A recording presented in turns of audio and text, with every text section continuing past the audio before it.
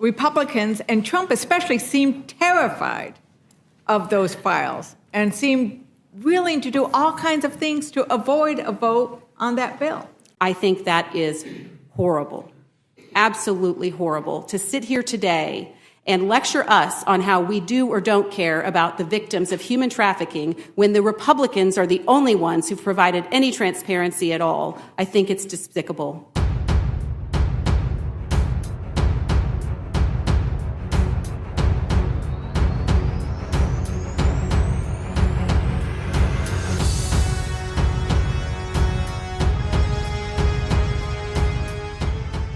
Republicans, and Trump especially, seemed terrified of those files and seemed willing to do all kinds of things to avoid a vote on that bill.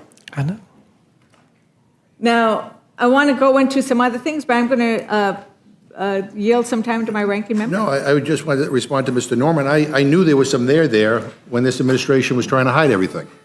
And that's, quite frankly, what, what has a lot of us concerned about what we're not doing here today, and that is not voting on the mass encounter bill. And my understanding is that there's some reporting out now, we're hearing, that the White House is calling Republican members, asking them not to sign onto the discharge petition. And I don't even know what the hell happened to your resolution that you brought up before we kind of abruptly left early for our August recess. But yeah, this doesn't smell right. I think we need to get to the bottom of this, and that means that all the files have to be released. I yield back. I thank the gentlelady. Thank you, Ranking Member. And, I am chair of the Democratic Women's Caucus, and we are always concerned about the fact that in this country, women and children and girls are attacked, they are abused, they are raped, they are trafficked. And they are done so by men like Epstein and by women like Maxwell, Ghislaine. And I think that it is an outrage, as you pointed out, Ranking Member Garcia, that she has now been treated favorably by the Trump administration after saying some things they liked. And what we haven't heard from you, Chair Comer, is a commitment not to say, well, it's going to be in the subpoenas, but to have a hearing on why.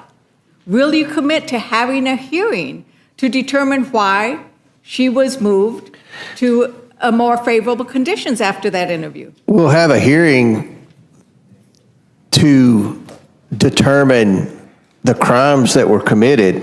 The hearing is going to be geared towards seeking justice for the victims, not scoring political points like you all want. Point. We're concerned about the victims and their request that someone finally be held accountable, because they weren't during the Biden administration, they weren't during the Obama administration. I'm going to take. They weren't during the Clinton administration. The question was whether you would hold a hearing as to we'll have a hearing. Was transferred.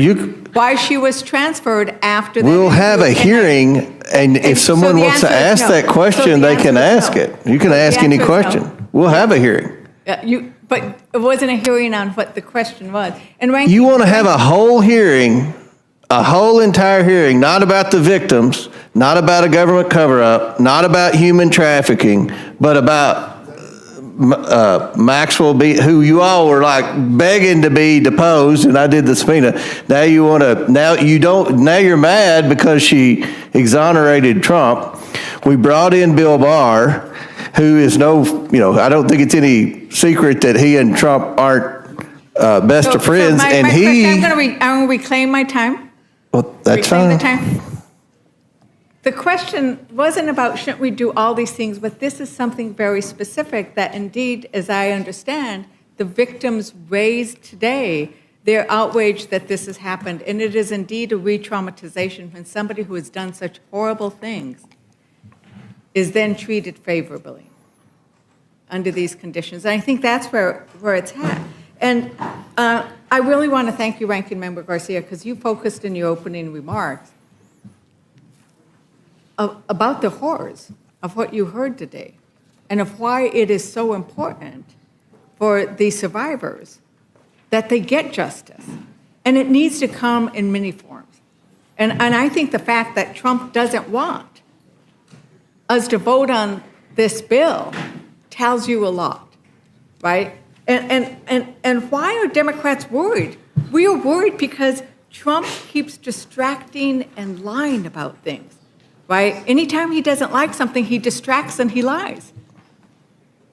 He claims inflation is down, but America's working families who are paying more for energy and groceries know the truth. Our small businesses are closing because of those tariffs.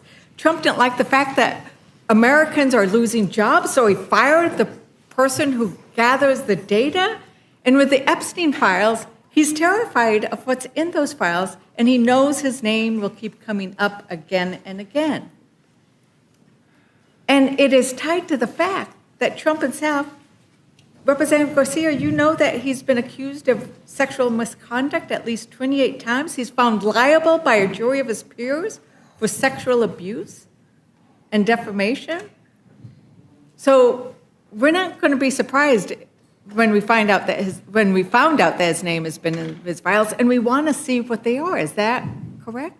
Is it not true that it was the Trump administration in July of 2019 that arrested and indicted and went after Epstein? That's true. Was it not true that it was the Trump administration in 2020 that arrested and went after Maxwell? True. And in fairness, that then proceeded into the Biden administration for the ultimate conviction, correct? Right, okay. Correct.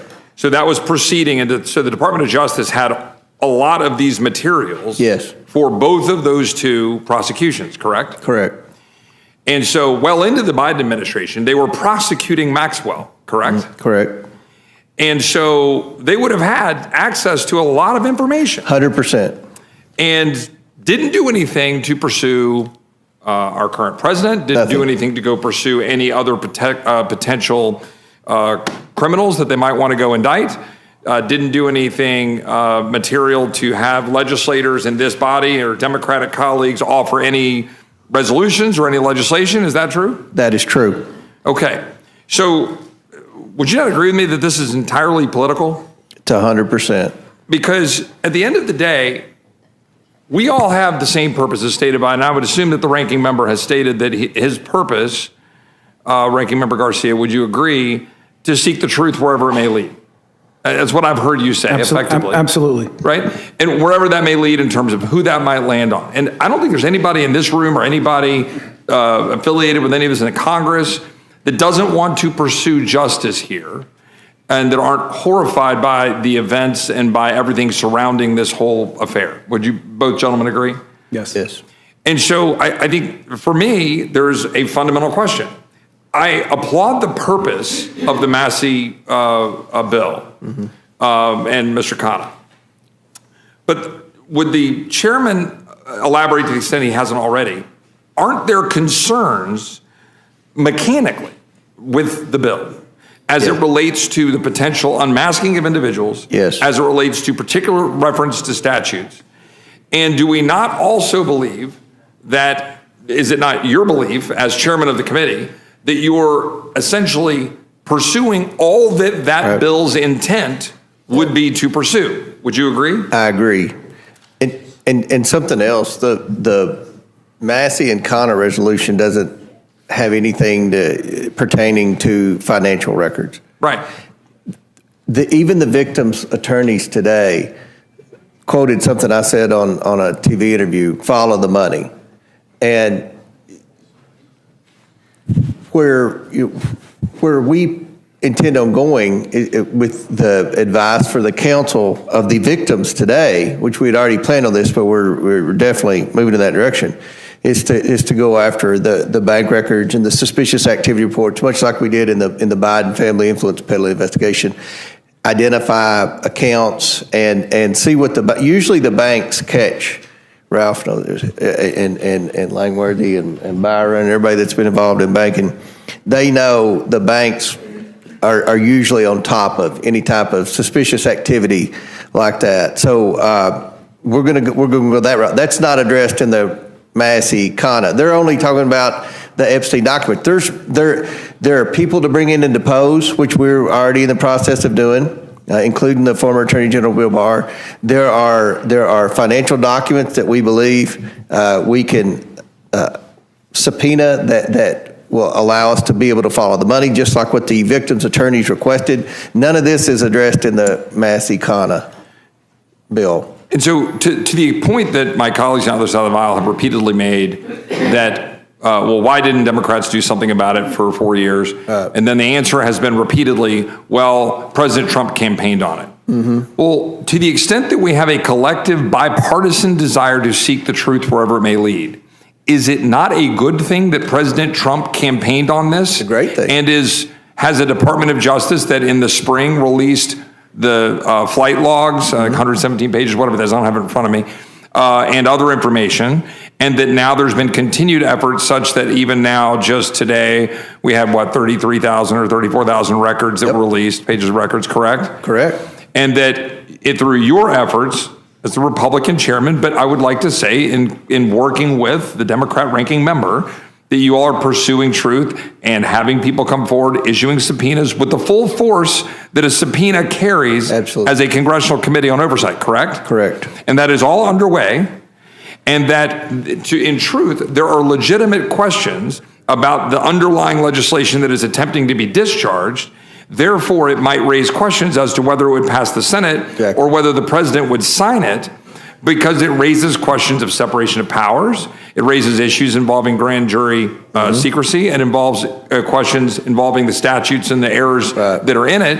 Whereas we have a resolution with the full force of the House of Representatives that would be reinforcing what the Oversight Committee, as led by you, but also in direct working with your colleague, is carrying forward to bring forward all this information. Is that all fair? They're 100% right. And lastly, is it not true that whatever's being presented to you all, whatever information is given to you, to the extent that you're adding any redactions or anything, your colleagues on the other side of the aisle are getting the unredacted material. They get exactly what we get. So to the extent that you make a determination about releasing something, to the extent there was something politically sensitive or untoward, your colleagues on the other side of the aisle would have all the same information, and they could raise a They could call us out on correct? it at that very second. Yeah. I just think for the average person watching this, to be very clear, the Trump administration indicted Epstein. The Trump administration went after Maxwell. The Trump administration released records within 2 months of assuming office. The Trump administration has been complying with subpoenas and providing information to the Oversight Committee. Republican Oversight Committee has been putting forward information. We now have 34,000 more records out for the public to be able to look at. In addition to the reality that the people charged with prosecuting crimes have to be able to look at information that isn't necessarily going to be made public and shouldn't be. Correct? Correct. Like, we don't just say, oh, here's the mob boss files. Here, America, go forward and find all the mobsters. We don't do that with drug kingpins or cartels, right? We don't just say, man, there's a lot of bad guys out there and we got a whole file of stuff. Who are you protecting, right? We have oversight, we look at it, and you're conducting that oversight on a bipartisan basis. Is that true? That's true. We've heard a lot of words tonight from our Democrats across the aisle. We've heard words like shameful and things don't smell right. Well, what I think is shameful is playing political games with these victims. What I think it doesn't smell right is only caring about these issues when campaigning on it. Democrats under Joe Biden had 4 years to release everything, and they didn't release a thing. Chairman Comer, you've now released more than 30,000 pages of documents related to the Epstein files. How many pages of documents were released under the Biden administration? 0.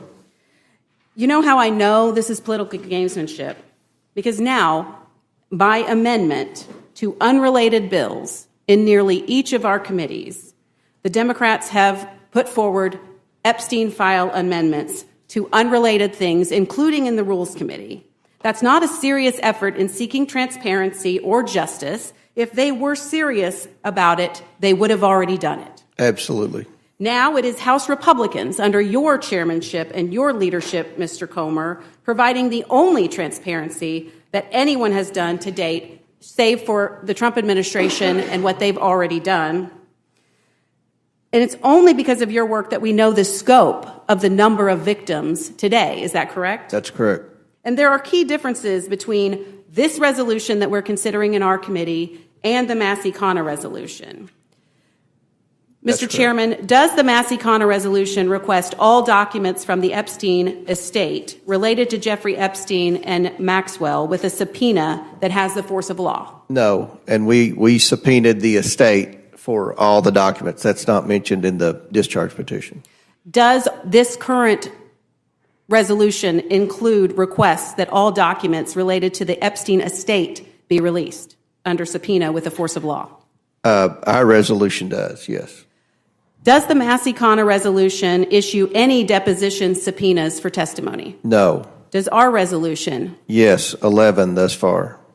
Does the Massey-Connor resolution request Jeffrey Epstein and Ghislaine Maxwell's bank records from the Treasury? No. Does our resolution? Yes, and that's going to be a big deal. I will predict that will be a big deal, the bank records. Does the Massey-Connor resolution require any interviews to be scheduled? No. Does our resolution? Yes.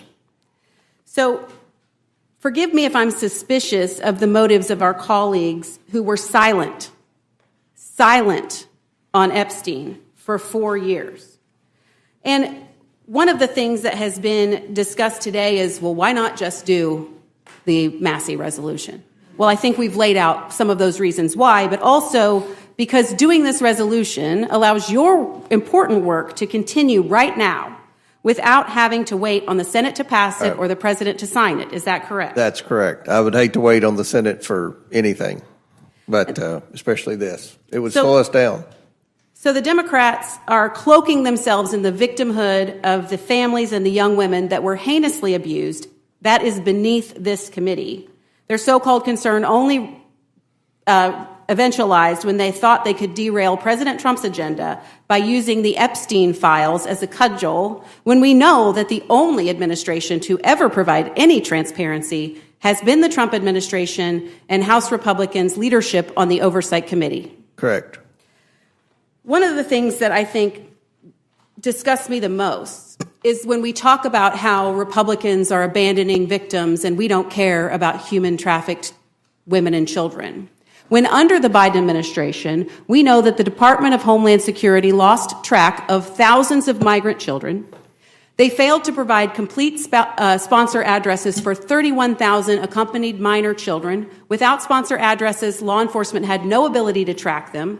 DHS officers under the Biden administration failed to enroll over 233,000 migrant children who crossed the border since January of 21 in immigration proceedings, increasing their risk of being human trafficked and exploited.